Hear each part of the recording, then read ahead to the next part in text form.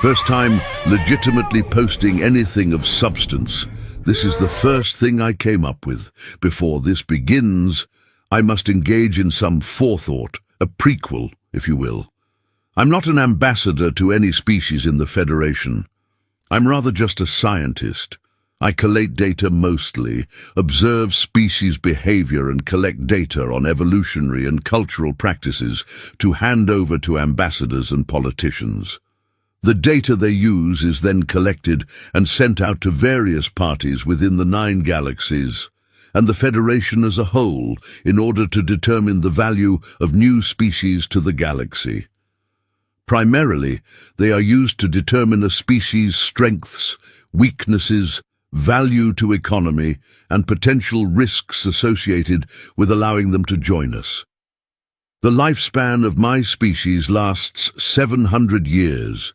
When I got this specific contract, I was but 112 years old, still barely a teenager by my own species standards. I had several commissions before, but none of which could have possibly prepared me for this. The species was, as we all have come to know them, were the humans. A strange species by most standards, tall, gaunt, heavily built from a high-gravity world, and much like the rest of us, a very normal history saturated in blood and gold.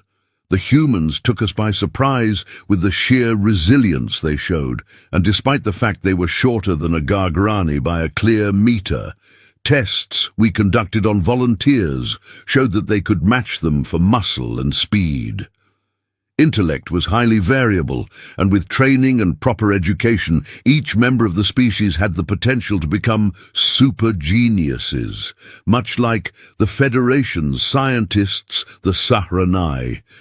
Perhaps even greater. During this commission, I received the reports of various efforts to watch and catalogue the species. As I later learned, we had been watching them for more than 8 centuries. Within the last 2.5 centuries, they had accomplished more technological advancement than any other species in the galaxy, faster and more variable than any other species we had encountered. During the commission, we were at the point where we were about to actually introduce ourselves. Political turmoil on the planet's surface had somewhat simmered out. Most nations were busily engaged with the prospect of dwindling resources, ecological failure, and a looming energy crisis. Political subversion was shelved, and although most nations still hated each other, they were better focused on resolving their rapidly growing problems.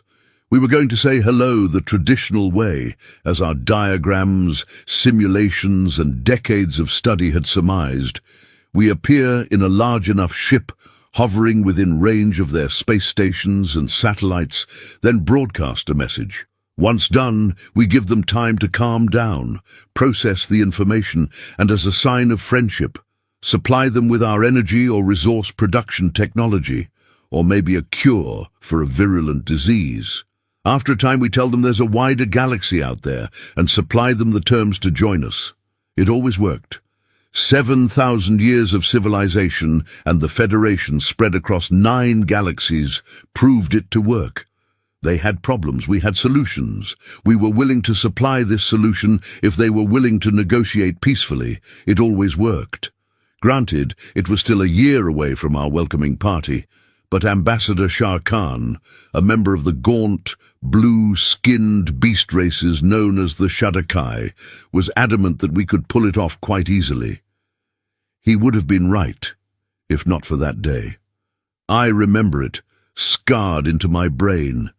Even thought the ship was cloak-shielded to hide us and all signatures. The entire star system felt the thunderous ripple of that day. The Sarajevo incident, as the humans called it. I was sitting quietly at my computer desk, looking over dozens of files, when a blaring series of alarms blasted through the ship. Abnormal radiation readings, psionic cascade warnings, alarms of system power downs. I thank whatever gods exist that the cloaking system remained active, but our engines were silenced for 7 hours. Then we looked. A small peninsula in a country called Italy was now a smouldering ruin. Near the city of Sarajevo now stood a billowing, menacing cloud of purple and blue. The clouds around the area for 500 miles around had parted, as if a nuclear bomb had gone off. Most of the surrounding area looked as though it had either spontaneously combusted or simply vanished. We were astonished. We calculated that a bare minimum of 400 million humans were lost in that moment. We spent the next few days running frantic scans, intercepting transmissions.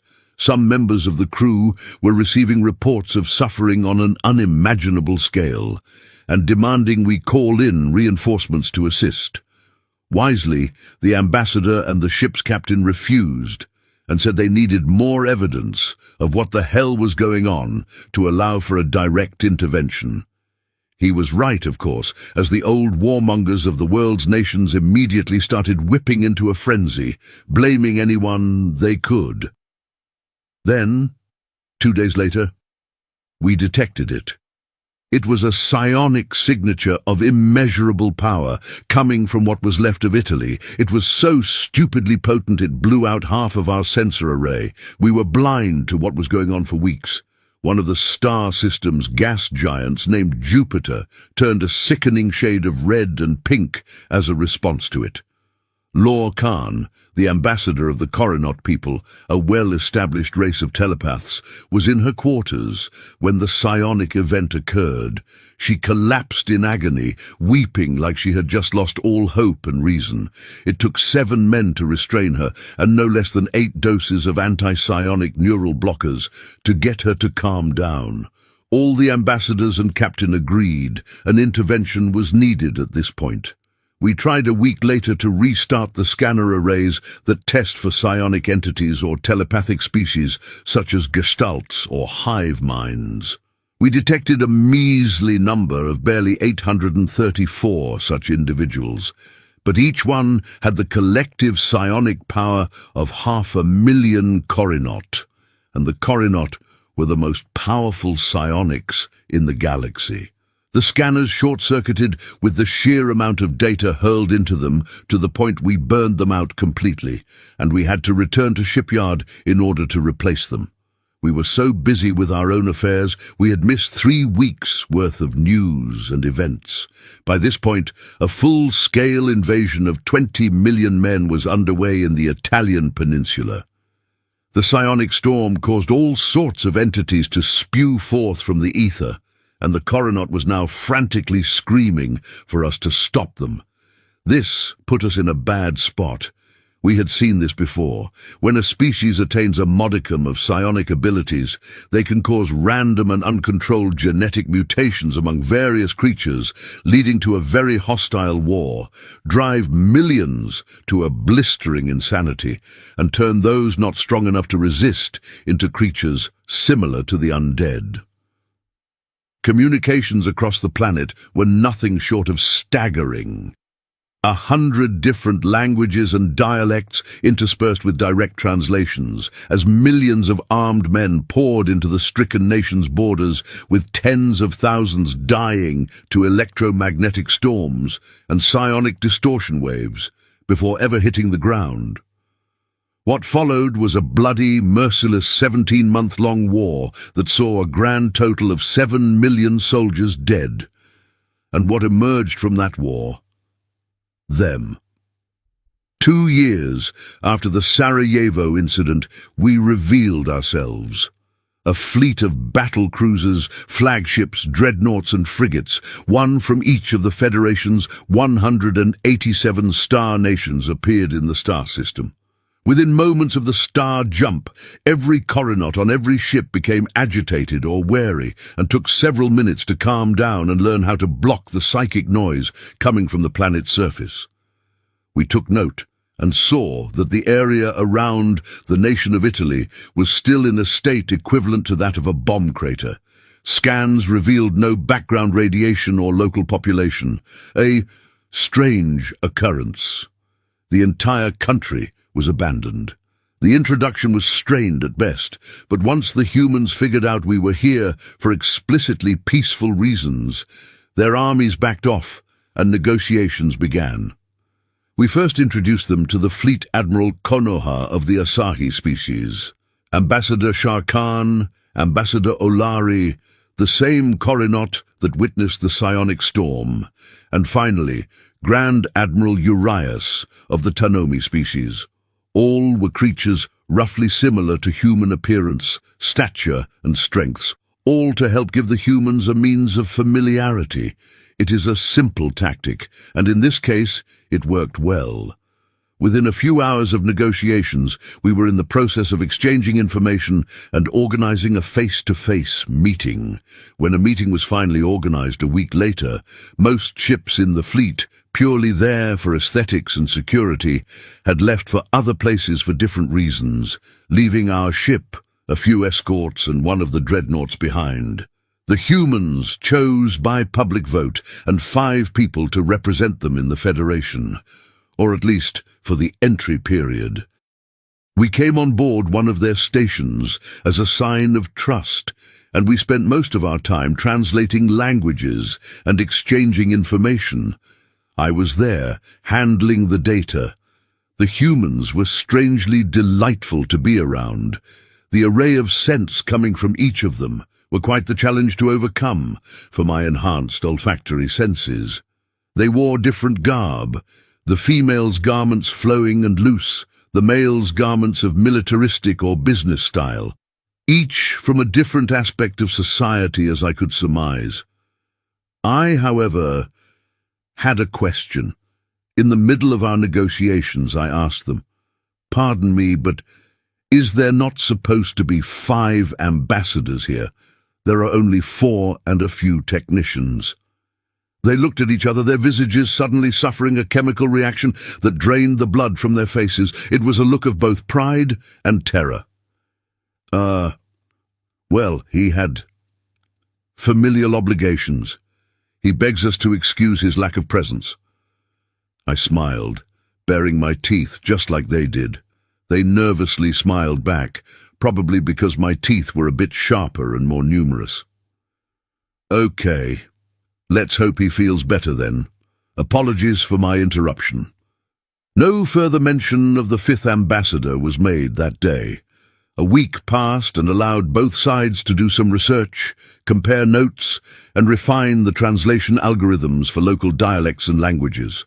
Stuff I usually had to do anyway, so I was right at home, listening to reports while the ambassadors chattered among each other. A month passed, and finally, the 5th ambassador arrived with the others, and by all the galaxies. To say we were astonished would be the understatement of the millennium, just like a human in appearance, but the sheer energy radiating from him was enough to drive a Klaxian horde to pacifism, and that is not a joke. He stood in front of us, 6 feet high, clad in heavy armor, a cloak and a mask of highly ornate design that he had apparently made himself, the usual human appendages, 2 legs, 2 feet, clad in heavy armor from what we could see, 2 arms held out in front of him, in front his chest, hidden by the long sleeves of his brown cloak. The 2 things that made him differ from his fellows were those eyes and those blades. Jutting from his back were a set of 2 long, bony appendages, like the wing bones of a bird, articulate to a ludicrous degree, 8 feet in span, and each tipped with a long scythe-like blade that could easily slice a starship's hull open. They were that sharp. Those eyes still haunt me to this day, piercing, bright golden eyes. His voice sounded similar to his fellow humans, though. I could, however, sense a certain level of apprehension and underlying regret. I could tell just by looking at him, as the humans would say. He's seen some shit. He's seen some real shit. The introduction was similar to the other humans. Traditional human greetings of hello, handshakes, and various other customs, but the entire time he kept those blades brandished as if he was expecting something, as if he was ready to attack. It was only several hours after the greeting banquet started that he seemingly lowered his guard. Everyone made a very clear effort to avoid eye contact, as did he. I was there at the banquet. My technical skills and gathering of data allowed me to become the prime choice for interactions with the ambassadors and admirals. I quite enjoyed the humans. They were fun to be around. First time in my life I'd ever been interested to be around another species more than I did my computing equipment, really. Then he spoke. His name was simply Fade. Nothing else. Unusual for a human, who usually have a few names attached to each person. So, I can sense there's something you are not quite telling us. We were a bit apprehensive, to say the least. Oh, what makes you say that? We have been fully upfront with you this whole time. Fleet Admiral Konoha replied, a measure of assertiveness in his tone, and he was right. Full transparency was the way we did things, and it always worked before. Does that mean you were not here 18 months ago?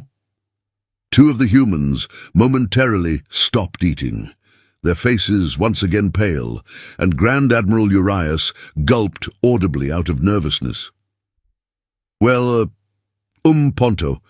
Quickly realizing where this was going, I blurted out the answer. Yes, we were. I was on that very ship myself when it happened. Sadly, the problems the incident caused were too numerous for us to attempt an intervention. Engine failure, short circuits, overloading scanners. As much as all of us wanted to, there wasn't anything we could do to help at the time. But my question, if I may ask, is, how did you know? We could hear her screams, he said, looking directly at the ambassador from Corinot that was there that day. Even though she was 30 kilometers away, on board the dreadnought, all of us could tell by the sudden sense of tension that washed over us. Even though they were miles apart between meters-thick starship hulls, they could see each other clear as they were standing face to face. It was right about here that we realized just how powerful these new psionics were. Not simply telepaths or potent scions. It was here we realized how devastating that event was, how this tiny little backwater planet could produce a devastating psionic blast of that size. It was at this point we dared to breathe a sigh of relief, because we knew how few of them there were. The human known as Fade spent several months with the ambassador team before he completed his task and returned to the planet's surface. What began after that was a 50-year period of humans colonizing, intermixing, breeding, spreading, and being welcomed with open arms by the rest of the galaxy. An unparalleled and unforeseen period of exceptional trade, diplomacy, and technological advancement, spurned by humanity's insatiable desire to excel, followed in that wake. I calculated that because of the humans, the Federation's overall level of technology increased by 500 years on in the space of barely 40. New star drives developed, new quantum computing systems developed, and due to human greed, as egregious as it could be, brought riches and power to star systems previously thought worthless or impoverished. During that time, we saw just how fucking dangerous they were. One incident occurred during a trade dispute between a few species over the mining rights to a system with 7 gas giants, all rich with spice and other mineral wealth. Each of 7 species refused to back down. It inevitably came to blows, but he came to that battle. And it was the most terrifying thing I had ever seen. 7 separate fleets had gathered in this one star system, each laying their claim to a gas giant and several others. Bullets started flying, tempers flared, and eventually we were watching an open exchange of heavy cannon fire and plasma volleys, the system filled with bright flares of blue, purple and green laser fire, the occasional stray kinetic shell bouncing off of our escort ship's armor. No serious damage was being done in spite of the light show. They knew better than to draw blood while we were watching them. Then a human fleet appeared, fully crewed with but 4 ships. 2 cruisers, 1 torpedo frigate, escorting one of humanity's most dangerous weapons, a carrier. It was a very new concept, but one that would quickly prove to be a devastating tactic. A blaring noise blanketed all frequencies, coming over every broadcast frequency in the system. Dear idiots, your ridiculous conflict threatens the safety of the Federation. As consequence for your actions, the Human Alliance will be seizing control of this star system. You will disengage immediately. This is not negotiable. The absolute durasteel balls of these humans, the sheer audacity of their proclamation caused the fleets to cease fire, momentarily at least. The admiral of one of the fleets, a Tyrannian by the name of Okul, broadcasted a response on the lines of "Go fuck yourself, human," and resumed his attack on a Sharrock fleet. It was at this very moment I saw what was casually standing on the very front of the carrier, out in the open, sitting pretty just above one of its few defense guns. HIM Fade. I used a telescopic sensor to zoom in on a simple nod given by the fleet admiral on board the human ship to Fade, sitting in his spot. He raised his hands, and his eyes began to glow, a mercilessly blinding gold, as if a pair of suns had just awoken in his eye sockets. One ship from each fleet suddenly stopped, engines at full blast, but no movement. Then slowly, inexorably, mercilessly, we could all see that each ship was slowly being crushed. Moments seemed like hours as we watched the event unfold, as 8 fully crewed starships were squished into a clump of metal, as if being gripped by a giant invisible hand. Within 2 minutes of giving the order, Fade had used his psionic abilities to completely crush 7 ships. 2 cruisers, 2 destroyers, a battlecruiser, and 2 corvettes, now slowly drifting clumps of partially molten metal. All 7 fleets immediately disengaged their attacks, opened comms to surrender, and began retreating from the system. We made sure to check on the crews of those ships, ignoring what the humans did, and focused on collecting survivors. All members of every crushed ship was alive in various escape pods, picked up either by us or the human fleet. No lives were lost, and a devastating border conflict was stopped dead. All because of the audacity of one man and the near god-like strength of another. Humanity, ever the peacemaker, reminded the 7 rivals of Fade's power and brokered a trade deal between all 7 factions, ultimately setting up one of the single most prosperous trade stations in the sector, fueled by the gas giants and molten world the system had. As it turned out, the oceanic world was rife for use for fishing and aquatic agriculture, and the many aquatic species in the Federation jumped at the chance, and the system quickly became a gold mine for the 7 factions. The riches from human generosity spurned the dissolution of each faction and the formation of a new compact. The Federation almost instantly granted this new compact membership, and opened trade routes they could never have dreamed of. Of course, situations like this were not commonplace, but the humans' ever-present audacity continued to surprise us. More so, their capacity for duty, honor, and loyalty. By the point of this incident, known as the Arakar skirmishes, humanity had cemented itself as an integral part of the Federation, and their homeworld was now a well-known galactic tourist attraction. The Sons of Sarajevo, as I now knew Fade was called, were a vanishingly rare breed, with barely 7 of their number serving beyond their home world. We had come into contact recently with a species of hive mind, known as the Korrigani, an extremely hostile, all-devouring swarm of insectoids with a need to feed, stripping any planet of its biomass. They came into contact with a group of Eridani, Bakari, Solostine, and Rayet species that colonized an agricultural world. Casualties were in the thousands by the time any word of it reached the Federation. Humanity heard of it before anyone else, and before the Federal Council was even alerted to the situation. A human alliance and Bakari compact fleet were already responding with invading armies. Tens of thousands of humans and Bakari swarmed the battlefields, cutting off the hive mind's invasion forces just before the swarm devoured a city of 60,000. Without their scions, humans were just as vulnerable as any other species.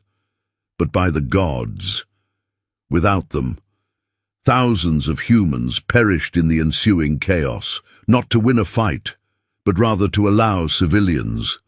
Bakari, significantly more formidable than humans, with their 8-foot stature and scaled armor plating, took far less losses in the ensuing fighting.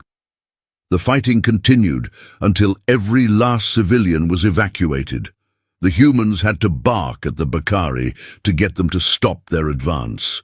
Bakari were an extremely proud warrior caste species that valued honor above their lives, and so took a lot of convincing to evacuate the battlefield when the civilians were safe.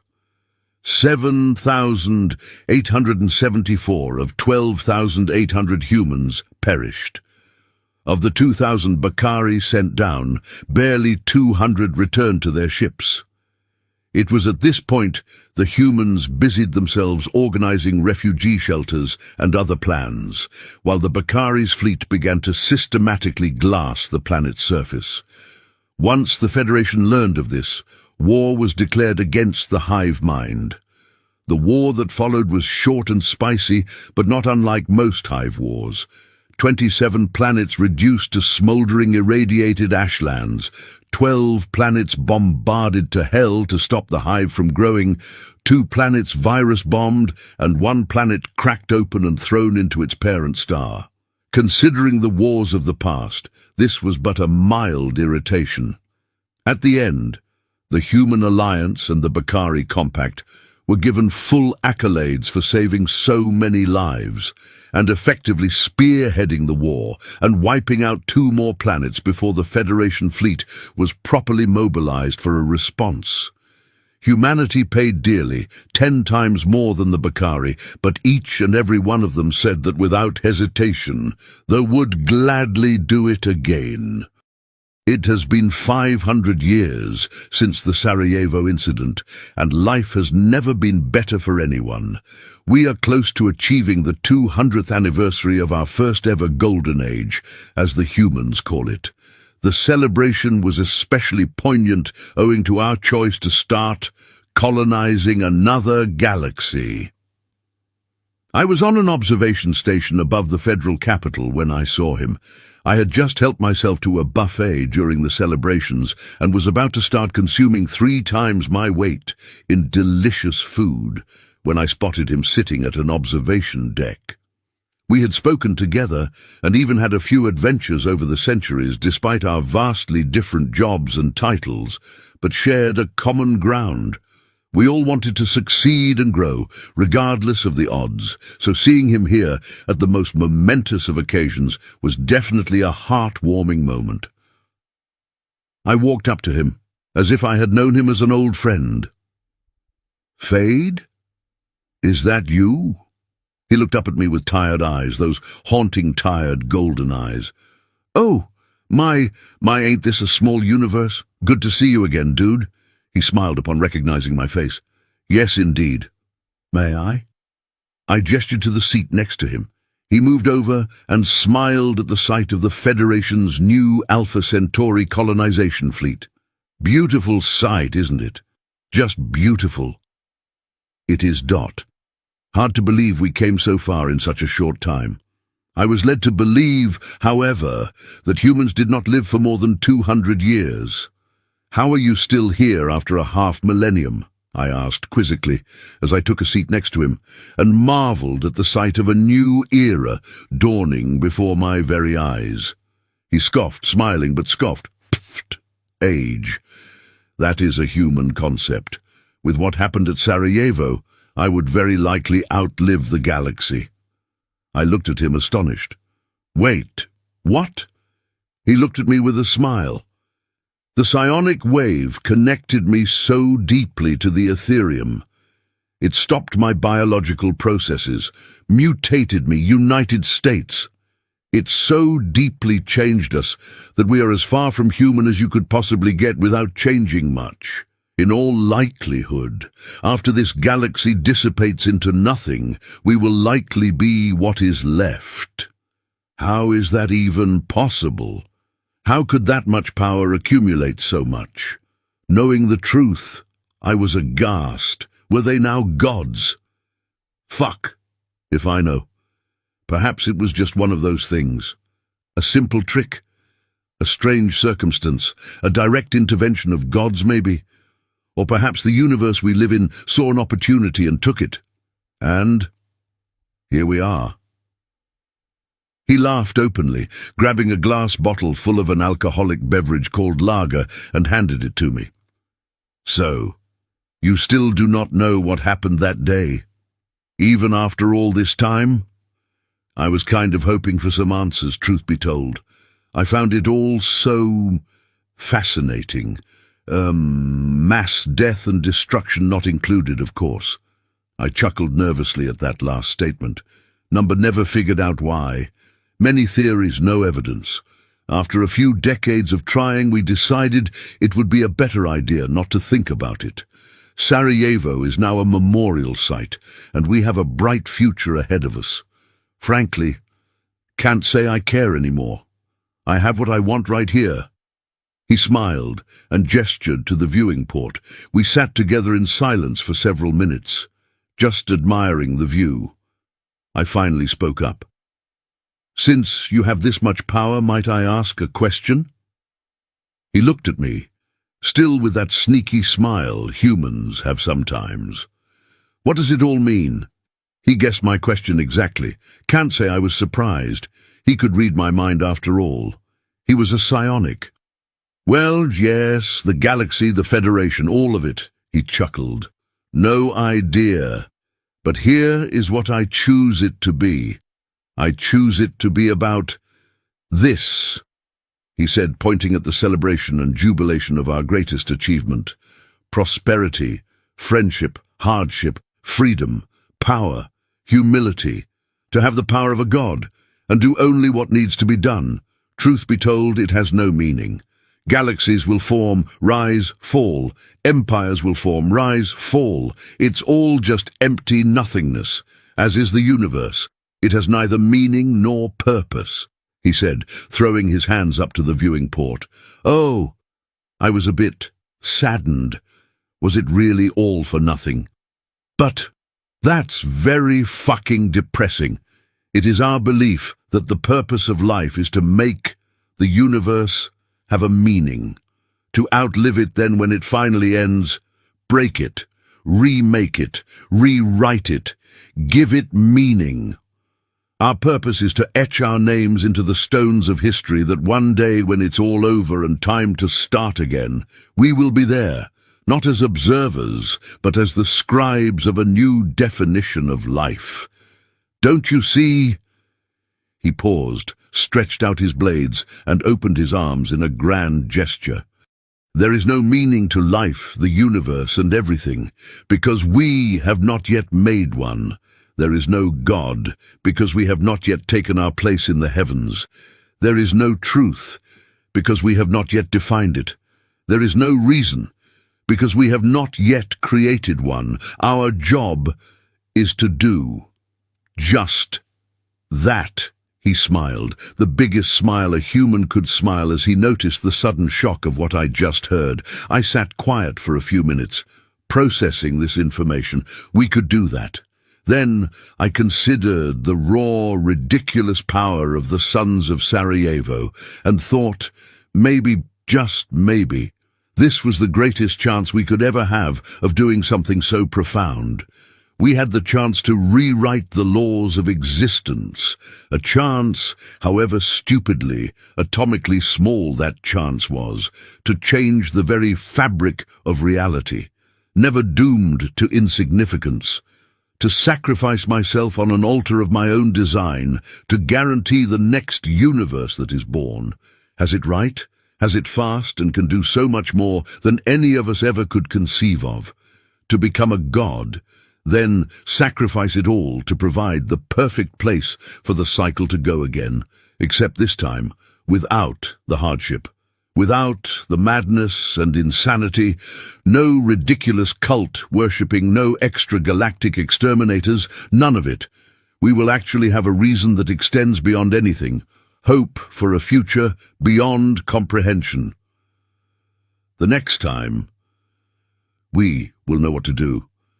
And when we get to where we are now in the next cycle, by the gods, imagine the possibilities. I snapped out of it and looked at him, a sudden drive overcoming me, a drive to greatness I never thought existed. He was looking at me, blade brandished with the tip of his left scythe appendage looming over my open, half-drunk beer bottle. On the very tip of that blade was a single drop of thick, slime-like golden fluid, waiting to drip into the container under it. In spite of the power of the Sons of Sarajevo, there are still too few of us. The universe is really, really, really goddamn big. Luckily, the universe comes pre-installed with a thing known as free will, and we can ask others. The blade gently dipped, and the gold drop gave a wet plop as it disappeared into the glass container. To join us, by choice, and choice alone. In spite of the fact they all are fully aware that they will essentially plant a grand tree under whose shade they shall never sit. By choice, and choice alone. I was being offered the chance to join the most powerful psionics in the known universe. I was being given the chance to do a greater quality of good than I could have possibly imagined. I was being given the chance to change the universe for the better, even though I knew full well the consequences. I looked at the bottle, the liquid inside changing color to a bright blue and pink mixture of swirling vortices. I could not have downed that bottle faster if I tried.